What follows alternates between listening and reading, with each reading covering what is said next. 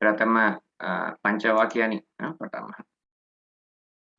The sign of good people is that they always see the good in others. If you have internal peace of mind, then you are successful. The greatest gift you can give to others is the gift of unconditional love and acceptance. If you have surrendered to God, accept whatever God gives you. Do not wish for this and that.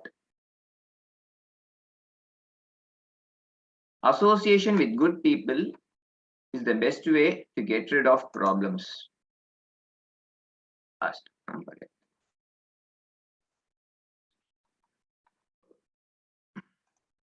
इदानीं प्रथमं ह्यस्तन एक अवशिष्ट भागः अस्ति, अभ्यासः, तद् प्रथमं वयं समापयामः.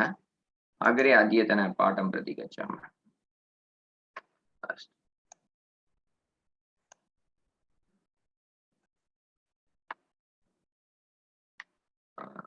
सुधा महोदय अस्ति वा? अस्मि. एकक्षणम्.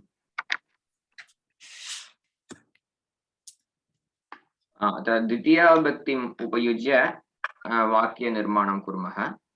केवलं पदत्रयं अस्ति चेत् पर्याप्तं. पञ्चमी विभक्तेः उपयोगः मास्तु. दर्शयामि, एकं वाक्यमपि वदामि. अत्र किञ्चित् भिन्नरीत्या दत्तम् अस्ति. प्रथमं वामभागे एकः बालकः अस्ति, तत्र एक कालौट् चिह्नम् अस्ति, अतः अहम् इति पदं भवति. अनन्तरं तद् पुस्तकस्य विषये वदति, अतः पुस्तकम् इति द्वितीयविभक्ति रूपम्. अनन्तरं स्था प्लस् णिच् चेत् स्थापयामि इति वयं वदामः. स्थापयामि अथवा स्वीकरोमि अथवा नयामि, तादृश प्रसिद्धपदानि एव भवन्ति, अतः चिन्ता मास्तु. अहं पुस्तकं स्थापयामि.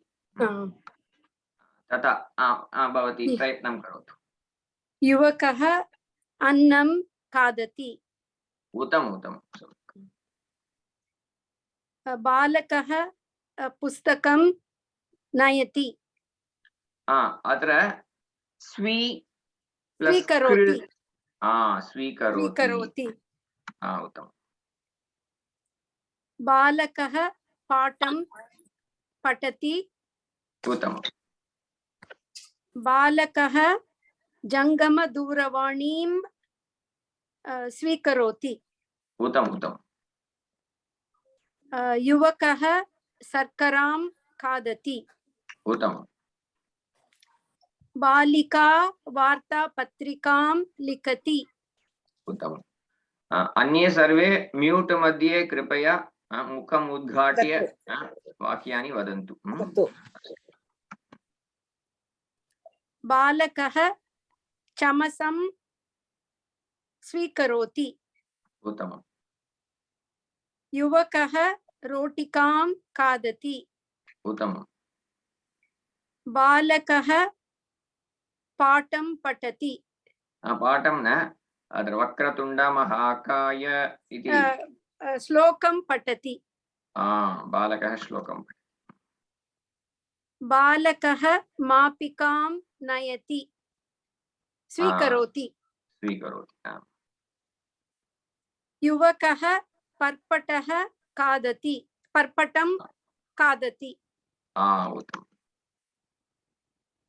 बालिका भगवद्गीतां लिखति. उत्तमम्. बालकः चषकं स्वीकरोति. उत्तमम्. युवकः सूपं खादति. उत्तमम्. बालकः मन्त्रं पठति. उत्तमम्. बालकः वर्णलेखनीं स्वीकरोति उत्तमम् अत्र स्वीकृ इति विस्मृतसमानं लेखितम् नयति उत्तममेव भवती यत् हा। उक्तवती शुद्धमेव स्वीकरोति Okay. भवतु युवती पितुः नो पिता पितरं युवती पितरं नमति उत्तमं सम्यक् पितरं बालिका कङ्कणं स्थापयति उत्तमं बालिका पाठं लिखति नृपसेवकवानरकथा कथां लिखति उत्तमं बालकः अङ्कनीं नयति स्वीकरोति एव भवति स्वीकरोति स्वीकरोति नयति चेत् स्वीकृत्य सः गच्छति तदेव हा। नयति इति भवति अत्र एतदेव बालिका दण्डं स्वीकरोति बालिका मातरं नमति उत्तमं बालकः श्लोकं पठति श्लोकम् आरम्भे किम् अस्ति पश्यतु श्री विष्णुसहस्रनाम स्तोत्रं स्तोत्रं पठति बालकः स्तोत्रं पठति बालकः चषकं स्थापयति उत्तमं बहु सम्यक् भवती म्यूट् करोतु उत्तमम् अग्रे प्रिया महोदय अस्ति वा अस्मि महोदय कृपया एकं वाक्यं वदतु बालिका वस्त्रफेनकं स्वीकरोति उत्तमं बालकः कन्दुकं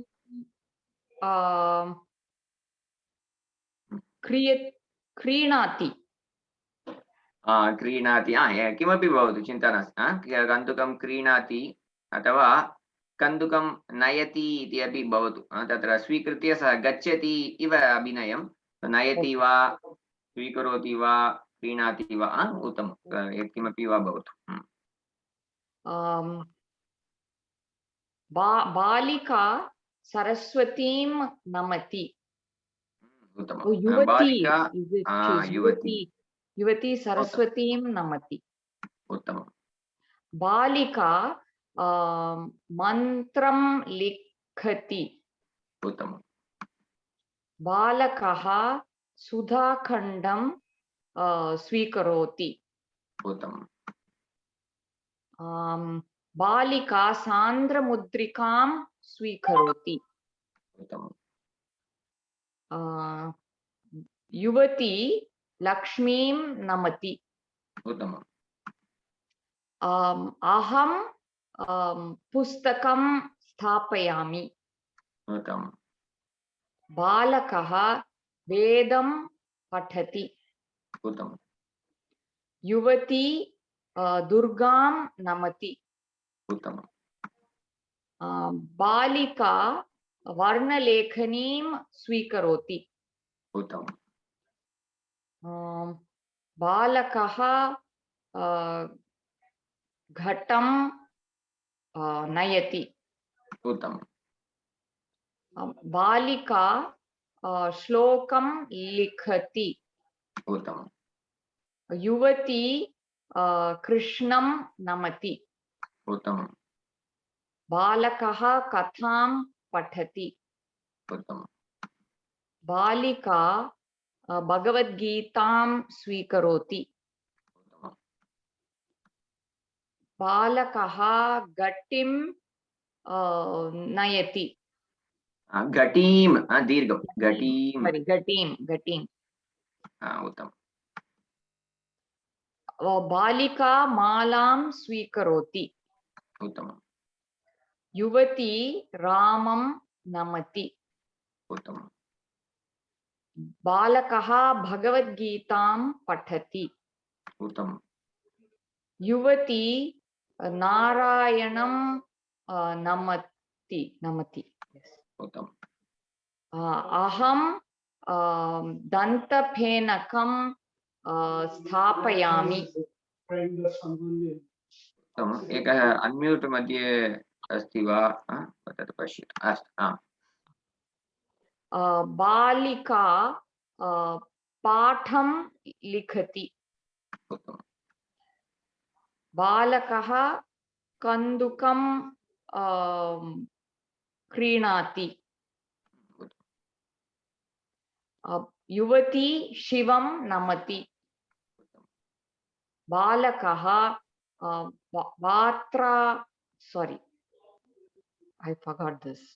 वार्तापत्रिकां पठति। उत्तमं, बहु सम्यक्। अस्तु, धन्यवादः। स्वागतम्।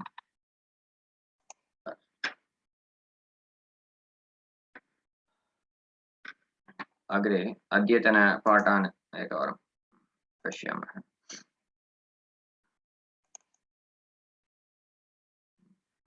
शिष्टाचारः इति अस्ति। शिष्ट इत्युक्ते उत्तमजनानाम् आचरणम् इव। उत्तमजनाः एतादृशवाक्यानि वदन्ति इति। आरम्भे एव तानि पदानि अहं स्थापितवान्। नमस्ते अथवा नमस्कारः, अनन्तरं स्वागतम् इति वन्दनं सूचयितुम्। अग्रे प्रातःकाले सुप्रभातं, मध्याह्ने तत्रापि इह् प्लस् न, लेखनसमये प्रथमम् इह् अनन्तरं न लिखामः।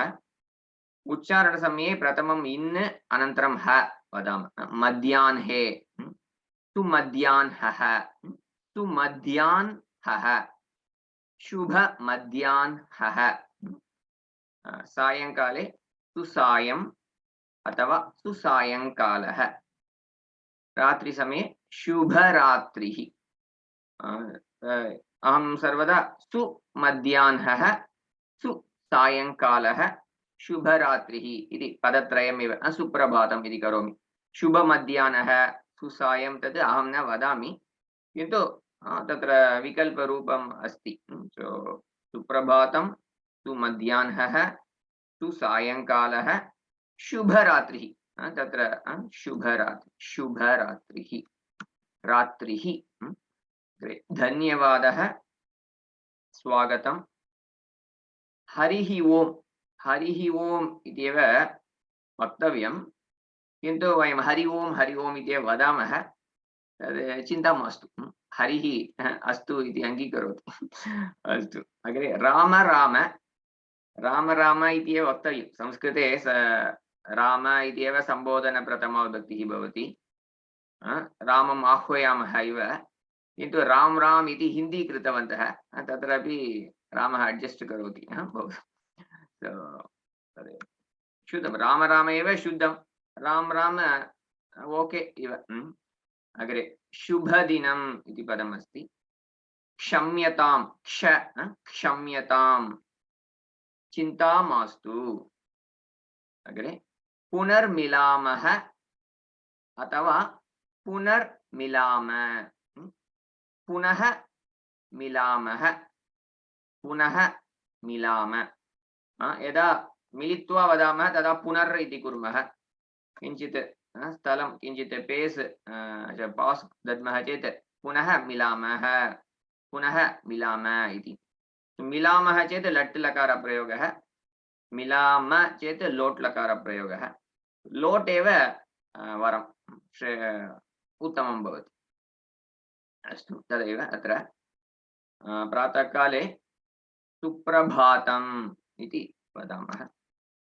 मध्याह्ने सुमध्याह्नः, सुमध्याह्नः अथवा शुभमध्याह्नः। सायङ्काले सुसायम् अथवा सुसायङ्कालः, शुभरात्रिः, हरि ओम्, हरिः ओम्, राम राम। यदा वयं गृहात् बहिः गच्छामः, कार्यालयं वा मन्दिरं वा अन्यत्र कुत्रापि, तदा राम राम इति मातरं वा पितरं वा बालकः उक्त्वा गच्छति इति। अन्तिमे यदा वयं समापयामः तदा राम राम, गुड् बै इति स्थाने राम राम इति। नमस्ते अथवा नमस्कारः अथवा स्वागतम्। इदानीं किमपि बालकद्वयम् अस्ति, एकः किमपि एक चषकं पातयति, पातयति, चषकः स्वयं न पतति, एषः एव अकस्मात् तद् पातयति, अतः क्षम्यताम् इति वदति। अन्यः बालकः चिन्ता मास्तु, चिन्ता मास्तु इति वदति।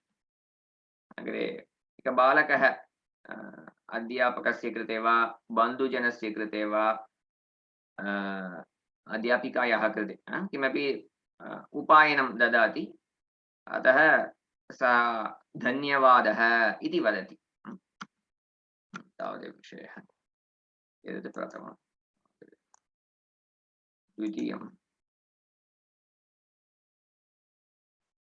पुरतः पृष्ठतः, पृष्ठतः द्वितीय ठ अस्ति, उपरि अधः दक्षिणतः वामतः, पुरतः पृष्ठतः उपरि अधः दक्षिणतः वामतः।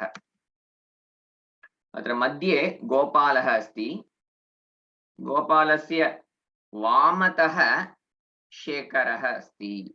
वामतः इत्युक्ते वामभागे इति अर्थः। तथा गोपालस्य दक्षिणतः शङ्करः अस्ति, गोपालस्य दक्षिणतः शङ्करः अस्ति। अत्र गोपालस्य इति षष्ठीविभक्तेः प्रयोगः भवति, षष्ठीविभक्तेः स्मरणम् आवश्यकम्। तदेव। अग्रे गौरी अस्ति, तस्याः पूर्वं अथवा पुरतः अग्रे रामः अस्ति, गौर्याः पुरतः रामः अस्ति, रामस्य पृष्ठतः गौरी अस्ति, रामस्य पृष्ठतः गौरी अस्ति। अग्रे आसन्दे बिडालः अस्ति चेत् शुद्धमेव, आसन्दे सप्तमी।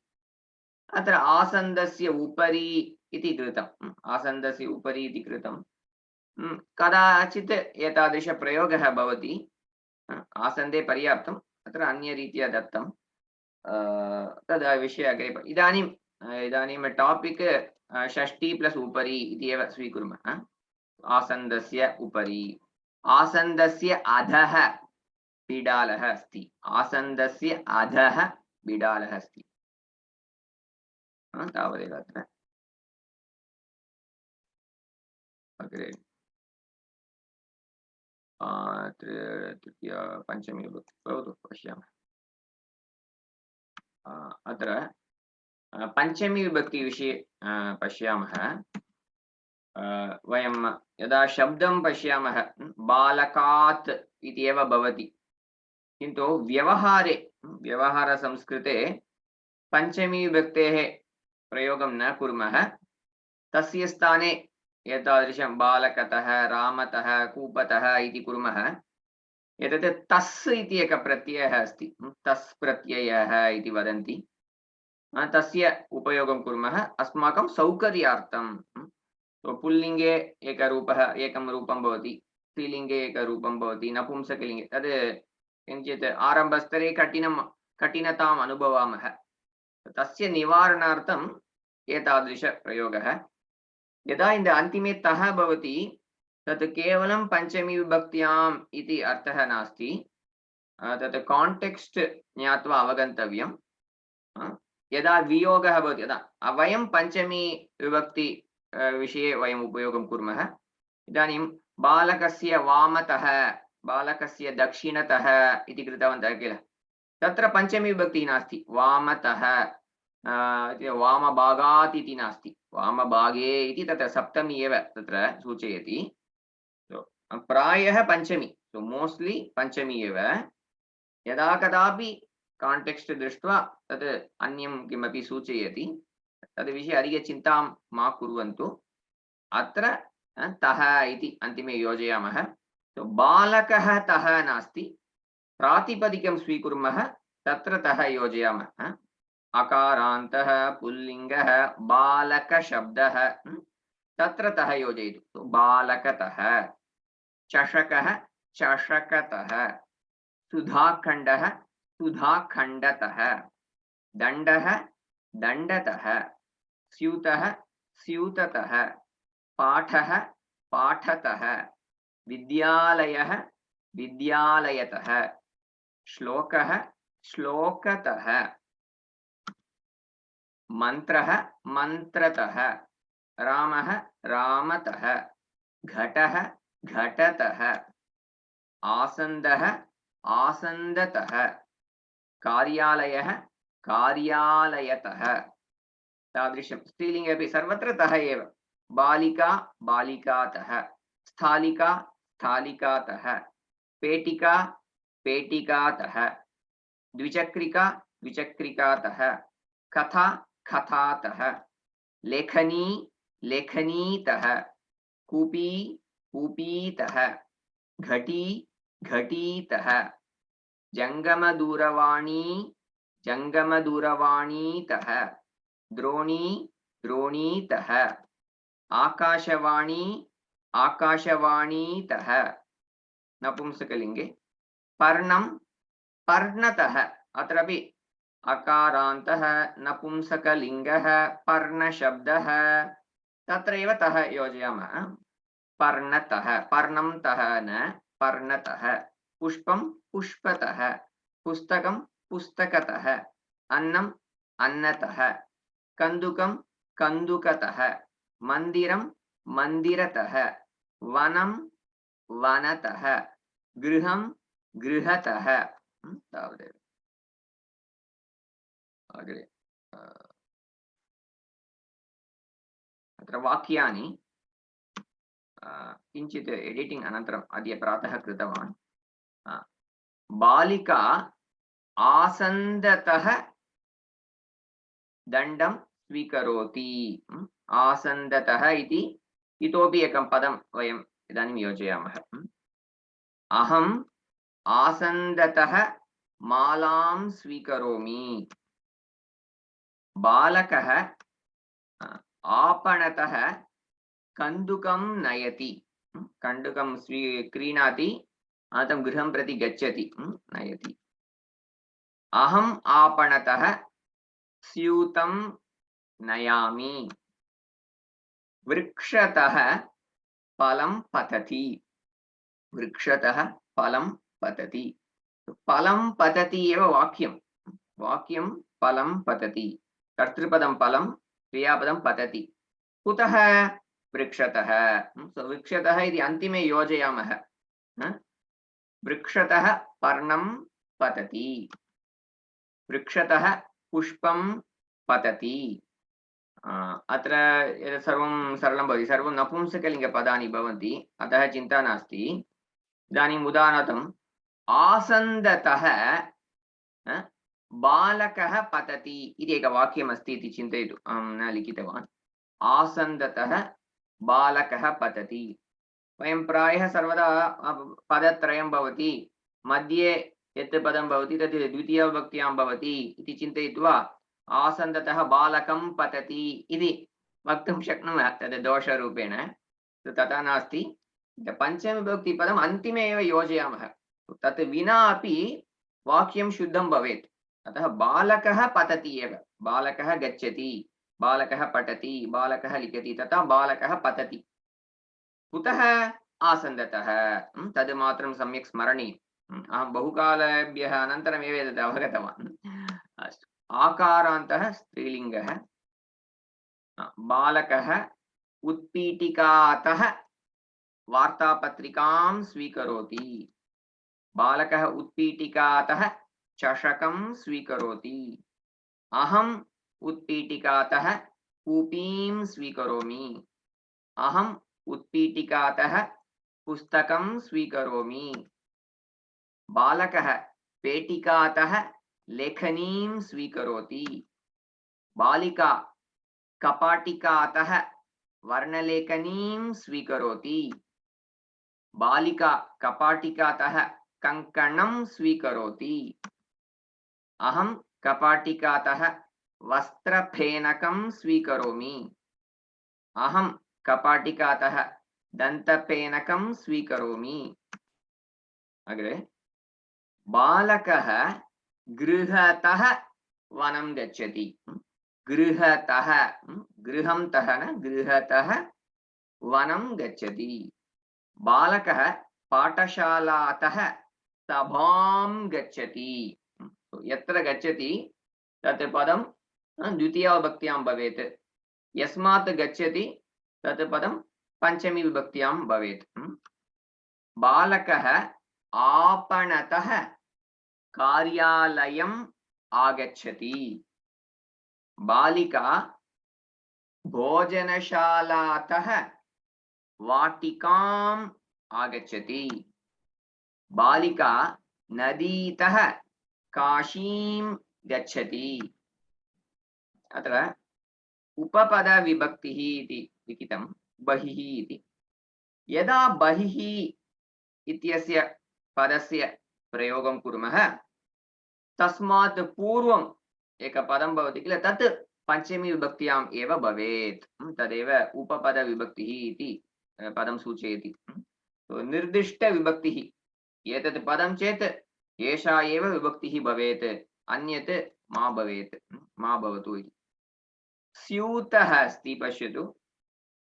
तस्मात् बहिः ततः बहिः अङ्कनी अस्ति, अतः स्यूततः बहिः अङ्कनी अस्ति। स्यूतात् बहिः अपि शुद्धं, स्यूततः बहिः अपि शुद्धं। स्यूतस्य बहिः इति न करणीयं। पुरतः पृष्ठतः, दक्षिणतः वामतः, उपरि अधः, अन्तः, तत्र सर्वत्र षष्ठी विभक्तिः एव। यदा बहिः इति पदं भवति तदा मात्रं पंचमी विभक्तिः भवेत्। तस्मात् पूर्वं स्यूततः बहिः अङ्कनी अस्ति। चषकतः बहिः फलरसः अस्ति। चषकात् बहिः फलरसः अस्ति, तदपि शुद्धं भवति। पेटिकातः बहिः कन्दुकम् अस्ति।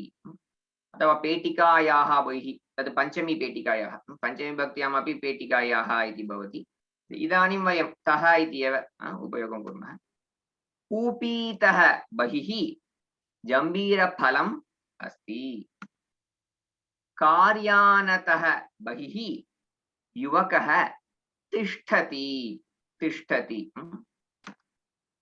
गृहतः बहिः बिडालः अस्ति। इदानीं वयम् अभ्यासं कुर्मः। अन्म्यूट् मध्ये अस्ति वा पश्यतु। अस्तु,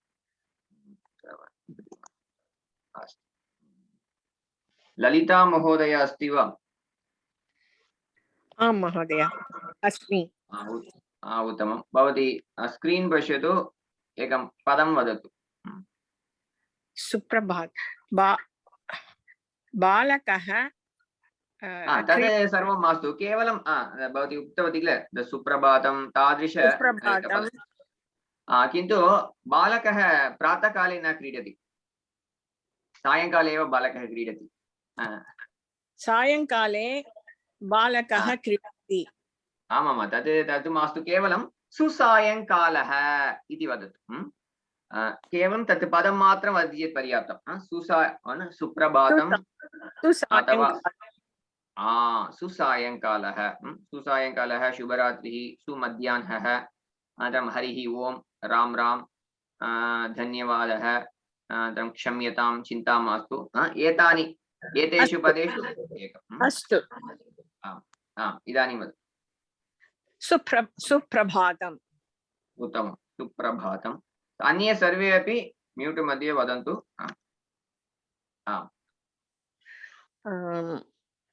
शुभरात्रि। शुभरात्रिः। शुभरात्रिः। उत्तमं। सुमध्याह्नः। सुमध्याह्नः। सुमध्याह्नः। उत्तमं। सुसायङ्कालम्। अत्रापि सुसायङ्कालः। प्रातः कालः कालः इति समयः इति वदामः किल तथा कालः एव वयं सु सायम् इति सर्वं योजयामः अतः सुसायङ्कालः सुसायङ्कालः उत्तमम् शुभरात्रिः उत्तमम् सुप्रभातम् उत्तमम् सुमध्याह्नः उत्तमम् हरिः हरिः ओम् उत्तमम् हरिः ओम् उत्तमम् राम राम उत्तमम् वन्दनं नमस्ते नमस्ते पर्याप्तम् एकं पदं पर्याप्तं सर्वदा नमस्ते अथवा नमस्कारः पर्याप्तम् क्षम्यताम् क्षम्यताम् क्षम्यताम् डू नाट् वरी चिन्ता मास्तु चिन्ता मास्तु चिन्ता मास्तु धन्यवादः धन्यवादः हलो राम राम राम राम एतद् हलो मास्तु एतद् गुड् बै अस्तु नमस्ते हरिः ओम् चिन्ता मास्तु धन्यवादः क्षम्यताम् सुप्रभातम् सुमध्याह्नः उत्तमम् सुसायङ्कालः उत्तमम् शुभरात्रिः उत्तमम् सुसायङ्कालः अस्तु उत्तमं भवती सम्यक् उक्तवती भवती म्यूट् करोतु अस्तु अग्रे निधि महोदय अस्ति वा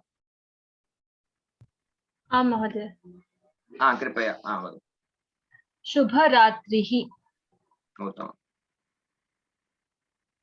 सुसायङ्कालः सायङ्कालः तत्र पश्यतु एका बालिका इदानीमेव उत्तिष्ठति दिस् वन् इस् नाट् सुप्रभातम् सुप्रभातं सुप्रभातं शुभमध्याह्नः मध्याह्नः उत्तमम् एकं पदं पर्याप्तं सर्वदा एकस्य एव प्रयोगं कुर्मः सुमध्याह्नः अथवा शुभमध्याह्नः एकं वदतु पर्याप्तं हरिः ओम् राम राम राम राम राम राम राम वदतु राम राम राम वदतु नमस्कारः क्षम्यताम् चिन्ता मास्तु धन्यवादः राम राम नमस्कारः हरिः ओम् चिन्ता मास्तु धन्यवादः क्षम्यताम् अस्तु पर्याप्तं धन्यवादः धन्यवादः अग्रे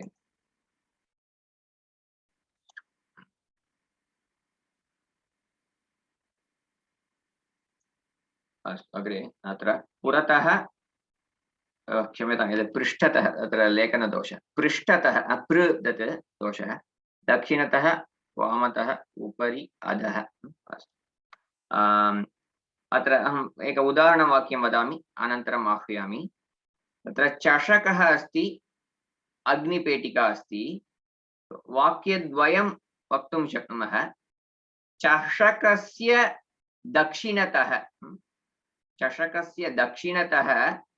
अग्निपेटिका अस्ति अथवा अग्निपेटिकायाः वामतः चषकः अस्ति तादृश वाक्यद्वयं चषकस्य षष्ठीविभक्तिपदम् अनन्तरं दक्षिणतः किम् अस्ति इति तथा एव अग्निपेटिकायाः तत्रापि षष्ठीविभक्तिः वामतः किम् अस्ति इति वदामः तावदेव सरलमेव किञ्चित् प्रथमं वामभागे यत् अस्ति तत् पदं तस्य षष्ठीविभक्तिः अनन्तरं दक्षिणतः अनन्तरं दक्षिणभागे यत् अस्ति तस्य पदम् अनन्तरम् अस्ति इति तत् पदम् अस्ति वेणुमहोदय कृपया भवान् वदतु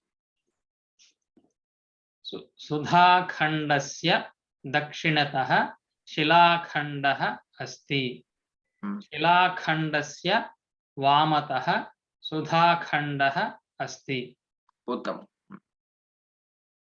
अग्निपेटिकायाः दक्षिणतः दण्डदीपः अस्ति दण्डदीपस्य वामतः अग्निपेटिका अस्ति उत्तमम् गोपालः पुरतः गोपालस्य पुरतः गौरी अस्ति गौर्याः पृष्ठतः गोपालः अस्ति उत्तमं सम्यक् ओ तद् न दर्शितं भवतु शिलाखण्डस्य दक्षिणतः द्विचक्रिका अस्ति द्विचक्रिकायाः वामतः शिलाखण्डः अस्ति उत्तमम् अत्र उपरि अधः स्यूतस्य अधः दण्डदीपः अस्ति दण्डदीपस्य उपरि स्यूतः अस्ति उत्तमम् द्विचक्रिकायाः अधः चमसः अस्ति चमसस्य उपरि द्विचक्रिका अस्ति अन्ये सर्वे कृपया वदन्तु अहं द्रष्टुं न शक्नोमि अतः स्थालिकायाः अधः स्यूतः अस्ति स्यूतस्य उपरि स्थालिका अस्ति सुधायाः पृष्ठतः रामः अस्ति रामस्य पुरतः सुधा अस्ति चमसस्य अधः मापिका अस्ति मापिकायाः उपरि चमसः अस्ति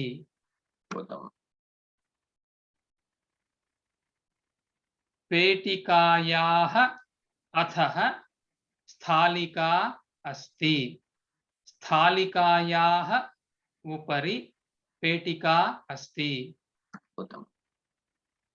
मापिकायाः अधः दण्डः अस्ति दण्डस्य उपरि मापिका अस्ति उत्तमं जी सम्यक् जी भवान् म्यूट् करोतु धन्यवादः अग्रे लक्ष्मी महोदय अस्ति वा आम् अस्मि महोदय अग्रे वदतु छुरिकायाः वामतः पेटिका अस्ति पेटिकायाः छुरिकायाः दक्षिणतः पेटिका अस्ति पेटिकायाः वामतः छुरिका अस्ति उत्तमम्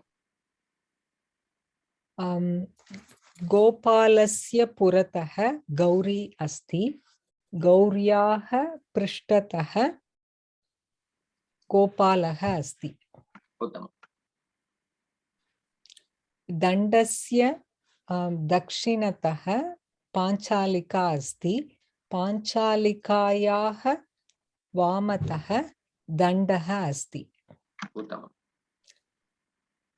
रामस्य पुरतः गौरी अस्ति गौर्याः पृष्ठतः रामः अस्ति रामः अस्ति रामस्य पुरतः इस् बैक रामस्य पुरतः is front I got mixed up. Front, oh, sorry. गौर्याः पुरतः रामः अस्ति रामस्य पृष्ठतः गौरी अस्ति उत्तमम्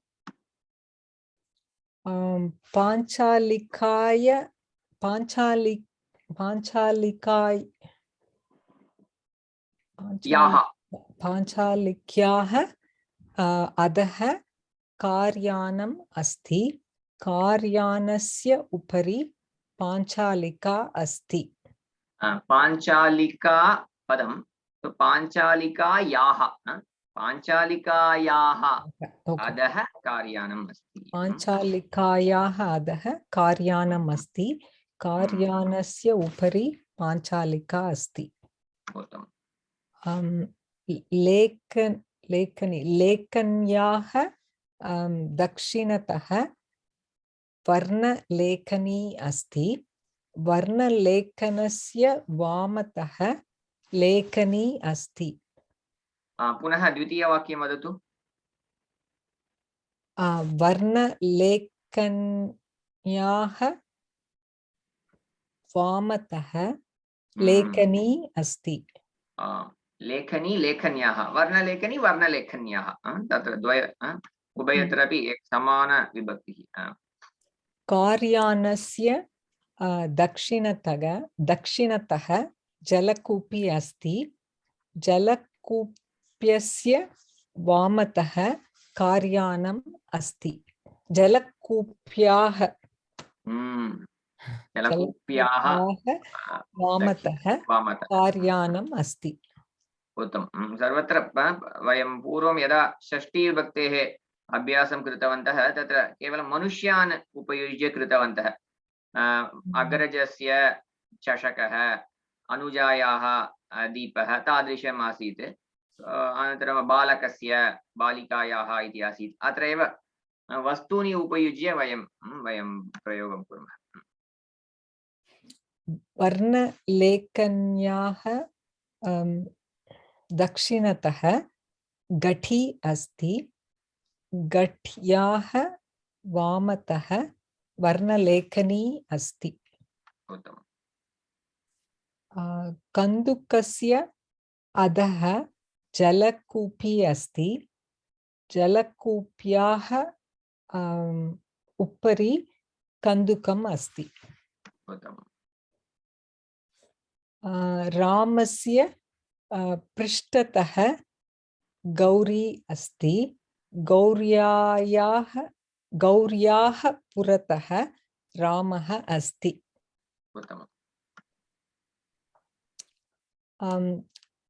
घट्याः अधः जङ्गमदूरवाणी अस्ति, जङ्गमदूरवाण्याः उपरि घटी अस्ति। व्यजनस्य अधः कन्दुकम् अस्ति, कन्दुकस्य उपरि व्यजनम् अस्ति। जङ्गमदूरवाण्याः दक्षिणतः अङ्कनी अस्ति, अङ्कन्याः वामतः जङ्गमदूरवाणी अस्ति। कृष्णस्य पृष्ठतः सुधा अस्ति, सुधायाः पुरतः कृष्णः अस्ति। उत्तमं, सम्यक्। भवती म्यूट् करोति। अग्रे सुष्मिता महोदय अस्ति वा? अस्मि जी। और 5 स्लाइड्स्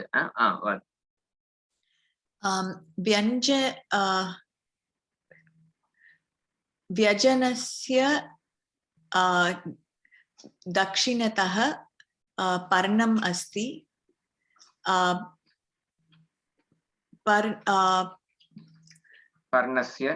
पर्णस्य वामतः व्यजनम् अस्ति।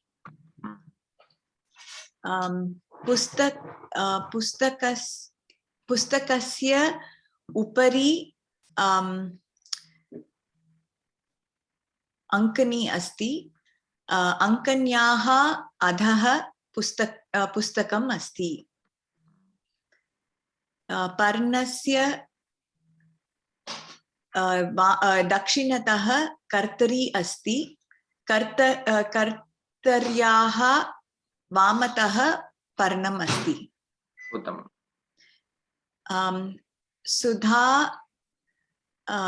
सुधायाः पृष्ठतः रामः अस्ति, रामस्य पुरतः सुधा अस्ति। पुस्तकस्य दक्षिणतः स्नानपेनकम् अस्ति। स्नानपेनकस्य वामतः पुस्तकम् अस्ति।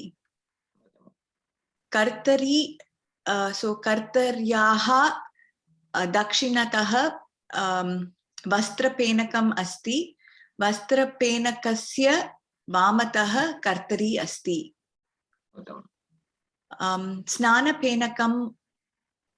स्नानपेनकस्य उपरि दन्तपेनकम् अस्ति। दन्तपेनकस्य अधः स्नानपेनकम् अस्ति। उत्तमम्। अस्तु, पर्याप्तं। पुनः अनन्तरम् आह्वयामि। धन्यवादः जी। स्वागतम्। अस्तु, अग्रे।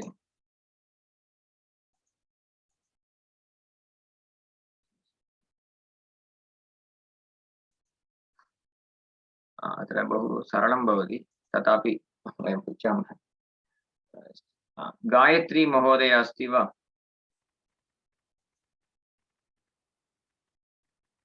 गायत्री महोदय अस्ति वा? नास्ति वा? अस्तु, भवतु। अस्मि अस्मि अस्ति वा? अस्तु। अत्र सप्तमी विभक्तिः इति लिखितं, किन्तु सप्तमी मास्तु, पञ्चमी एव। पञ्चमी विभक्ति तः इति उपयुज्य वक्तव्यम्। उदाहरणं वदामि अहमेव प्रथमं। आपणः आपणतः, एवम्। आपणः आपणतः, एवं वदतु। काशीतः काशी काशीतः, द्वयमपि वदतु।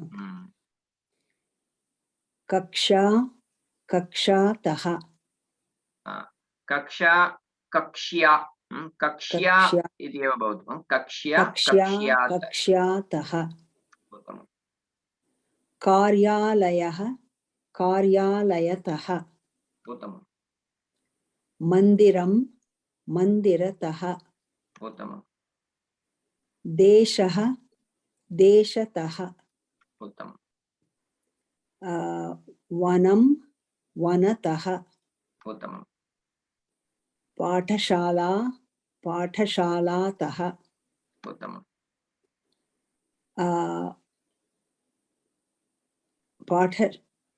पाठशाला पाठशाला एव अन्य पदं। पाठशाला पदस्य अन्य पर्यायपदं विद्यालयः। विद्यालयः विद्यालयतः वाटिका वाटिकातः ग्रामः ग्रामतः उत्तमम्। वित्तकोशः वित्तकोशतः तः वित्तकोशतः नदी नदीतः राज्यः राज्यतः राज्यं राज्यं राज्यं राज्यतः काञ्ची काञ्चीतः उत्तमम्। यदा कदापि काञ्चीनगरम् इति कृत्वा काञ्चीनगरतः काञ्चीनगरतः तद् उदाहरणार्थं वदामि। काञ्चीनगरतः चेन्नै अस्ति चेत् चेन्नैनगरं चेन्नैनगरतः इति अपि कर्तुम्। अथवा काशीक्षेत्रं काशीक्षेत्रतः, क्षेत्रम् अथवा प्रदेशः अथवा नगरं राज्यम् इति सर्वत्र यदा नामपदं भवति चेत् स्थानानां नामानि भवन्ति चेत् तत्र योजयामः। प्रकोष्ठः प्रकोष्ठतः मन्दिरं मन्दिरतः गृहं गृहतः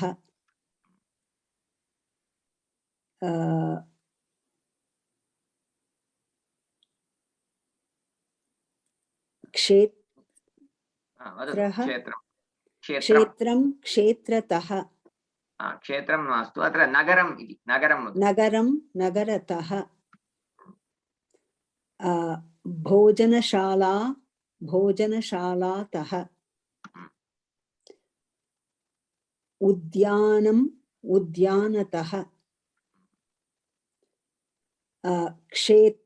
क्षेत्रं क्षेत्रतः सभा सभातः आपणः आपणतः काशी काशीनगरतः पर्याप्तं काशीतः एव पर्याप्तम् आवश्यकं चेत् पर्याप्तं। काशीनगरं काशीनगरतः काशीनगरतः अस्तु उत्तमं सम्यक् भवती करोतु अनन्तरम् आह्वयामि अस्तु अग्रे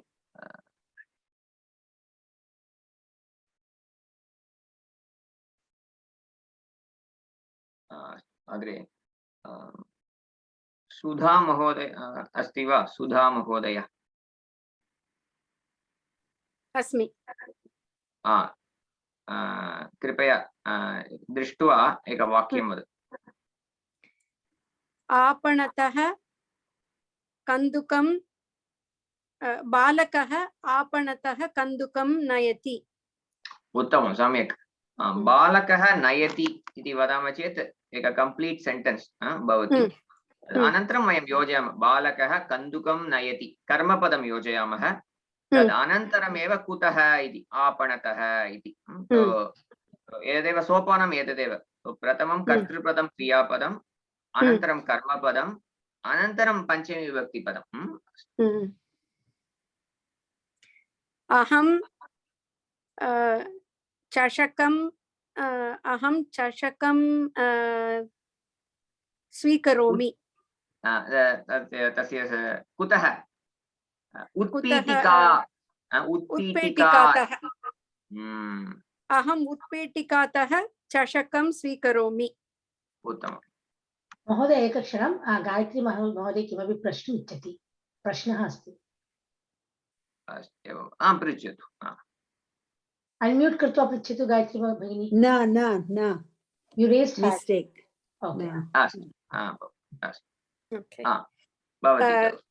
बालिका कपाटिकातः वर्णलेखनीं स्वीकरोति उत्तमम् अत्र वाक्यम् अहं गृहतः वनं गच्छामि उत्तमम् अहं वनतः मन्दिरं गच्छामि उत्तमम् अहं मन्दिरतः उद्यानं गच्छामि उत्तमम् अहम् उद्यानतः गृहम् आगच्छामि उत्तमम् उत्तमं बहु सम्यक् बालकः कर्तरीम् आपणतः स्वीकरोति स्वीकृत्य गच्छति अतः नयति नयति बालकः आपणतः कर्तरीं नयति उत्तमम् अग्रे अहं ग्रामतः देवालयं गच्छामि अहं देवालयतः आपणं गच्छामि अहम् आपणतः कार्यालयं गच्छामि अहं कार्यालयतः ग्रामम् आगच्छामि बालकः उत्पीठिकातः वार्तापत्रिकां स्वीकरोति उत्पीठिका उत्पीठिकातः उत्पीठिका बालकः आपणतः इन्नूरु पेटिकां यानपेटिकां बालकः आपणतः यानपेटिकां नयति अहं पेटिकातः अङ्कनी स्वीकरोमि लेखनीं स्वीकरोमि चिन्ता नास्ति बालकः उत्पीठिकातः जलकूपीं स्वीकरोति उत्तमम् बालकः पेटिकातः मापिकां स्वीकरोति उत्तमम् बालकः आपणतः वस्त्रपेनकं नयति उत्तमम् बालिका आसन्दतः सान्द्रमुद्रिकां नयति स्वीकरोति पुनः स्वीकरोति। पुनः वद पुनः पूर्णवाक्यं वदतु। बालिका आसन्दतः बालिका आसन्दतः सान्द्रमुद्रिकां स्वीकरोति। उत्तमं, सम्यक् भवती म्यूट् करोतु। अस्तु, अग्रे पार्वती महोदय अस्ति वा? आं महोदय अस्मि। कृपया वदतु। बालकः पाठशालातः सभां गच्छति। हम्म। बालकः सभातः भोजनालयं गच्छति। भोजनालयं, किन्तु अत्र भोजनशाला इति एव लिखितं। भोजनशालां गच्छति। बालकः भोजनशालातः वाटिकां गच्छति। बालकः वाटिकातः पाठशालाम् आगच्छति। उत्तमं, सम्यक्। बालकः आपणतः स्थालिकां नयति। उत्तमम्। अहं ग्रामतः भोजनशालां गच्छामि। अहं भोजनशालातः नदीं गच्छामि। अहं नदीतः उद्यानं गच्छामि। अहम् उद्यानतः ग्रामम् आगच्छामि। बालकः पेटिकातः सुधाखण्डं स्वीकरोति। सुधाखण्डं स्वीकरोति। बालकः आपणतः स्यूतं नयति। बालकः ग्रामतः देवालयं गच्छति। बालकः देवालयतः आपणं गच्छति। बालकः आपणतः कार्यालयं गच्छति। बालकः कार्यालयतः ग्रामम् आगच्छति। बालिका आसन्दतः जङ्गमदूरवाणीं स्वीकरोति। आसन्दतः जङ्गमदूरवाणीं स्वीकरोति। अहं कपाटिकातः ध्वनिमुद्रिकां स्वीकरोमि। उत्तमम्। अहम् उत्पीठिकातः वस्त्रफेनकं स्वीकरोमि। उत्तमम्। उत्तमम्। एतत् अहं नदीतः काशीं गच्छामि। अहं काशीतः काञ्चीं गच्छामि। अहं काञ्चीतः नगरीं गच्छामि। अहं नगरीतः नदीम् आगच्छामि। उत्तमं, सम्यक्। भवती म्यूट् करोतु। उत्तमं, धन्यवादः। नगरम् अपि शुद्धं, नगरी अपि शुद्धम्। अस्तु, अग्रे प्रिया महोदय अस्ति वा? अस्मि महोदय। कृपया। बालिका आसन्दतः दण्डं स्वीकरोति। उत्तमम्।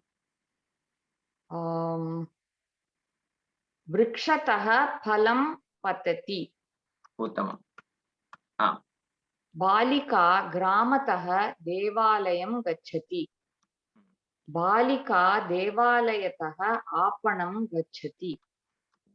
बालिका आपणतः कार्यालयं गच्छति। बालिका कार्यालयतः ग्रामम् आगच्छति। उत्तमम्। बालिका कपाटिकातः भगवद्गीतां स्वीकरोति। उत्तमम्। वृक्षतः पर्णं पतति। एकं पर्याप्तं, पर्णम् अथवा पत्रम्। एतत् बालिका ग्रामतः पाठशालां गच्छति। बालिका पाठशालातः नदीं गच्छति। बालिका नदीतः मन्दिरं गच्छति। बालिका मन्दिरतः ग्रामम् आगच्छति। उत्तमम्। पुष्पं वृक्षतः पतति। उत्तमम्। बालकः वित्तकोशतः सभां गच्छति। बालकः सभातः मन्दिरं गच्छति। बालकः मन्दिरतः नगरीं गच्छति। बालकः नगरीतः वित्तकोशम् आगच्छति। उत्तमम्। अहं उत्पीठिकातः जङ्गमदूरवाणीं स्वीकरोमि। yes. बालिका आसन्दतः मालां स्वीकरोति। बालकः आपणतः वित्तकोशं गच्छति। बालकः वित्तकोशतः उद्यानं गच्छति। बालकः उद्यानतः नदीं गच्छति। बालकः नदीतः आपणम् आगच्छति। उत्तमं। सम्यक् सम्यक् उक्तवती। अस्तु, इतोपि एकः पाठः अवशिष्टः अस्ति, तद् पश्यामः। अत्र कथम् इत्यस्य प्रश्नस्य उत्तराणि भवन्ति। अत्र सम्यक् अथवा उत्तमम् अथवा समीचीनम् अथवा सुन्दरम्। उदाहरणानि पश्यामः। रामस्य चित्रं सम्यक् अस्ति अथवा रामस्य चित्रं सुन्दरम् अस्ति। सम्यक् सुन्दरं, सम्यक् सर्वदा सुन्दरम् अथवा उत्तमं तद् काण्टेक्स्ट् दृष्ट्वा वयम् उपयोक्तुं शक्नुमः। एम्.एस्. सम्यक् गायति। एम्.एस्. सुब्बुलक्ष्मी सम्यक् गायति। तेण्डुल्कर् सम्यक् क्रीडति। बालकः सम्यक् पठति। अत्र बालिकाद्वयं तयोः सम्भाषणम्। अम्बा कथं पाकं करोति? सा सम्यक् पाकं करोति। एका बालिका अध्यापिकां पृच्छति, एतत् पुस्तकं कथम् अस्ति? एतत् पुस्तकम् उत्तमम् अस्ति।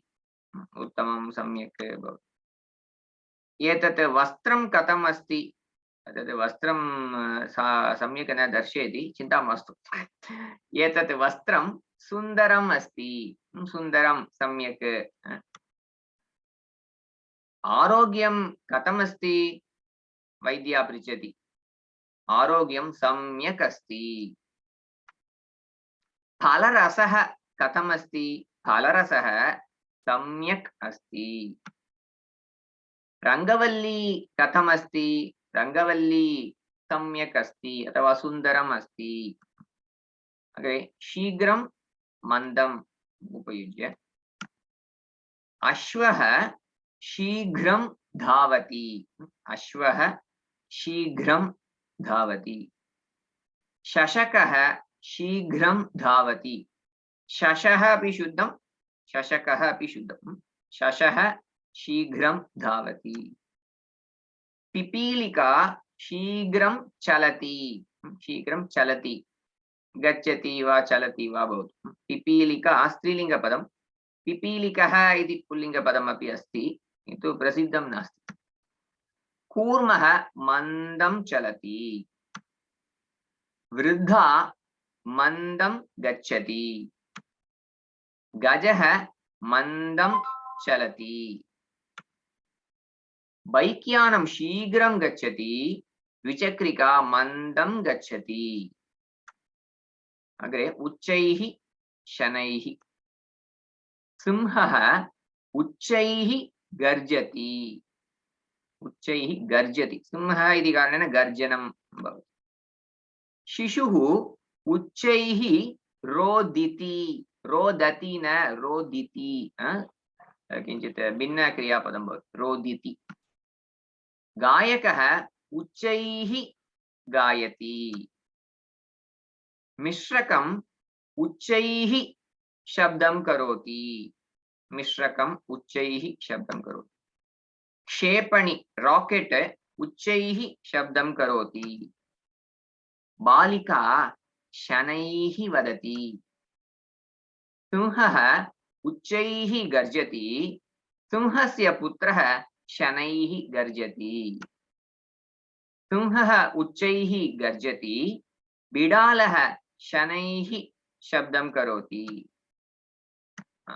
तावदेव यद् अन्तिमे यद् अस्ति गरुडः उच्चैः डयते उच्चैः इत्युक्ते अधिकशब्दः इति एकः अर्थः अत्र बहु उपरि इति अर्थे अस्ति अतः अन्तिमे तद् योजितवान् तावदेव एतस्य अभ्यासं वयं श्वः कुर्मः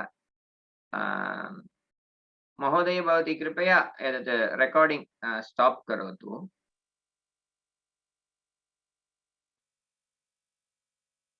recording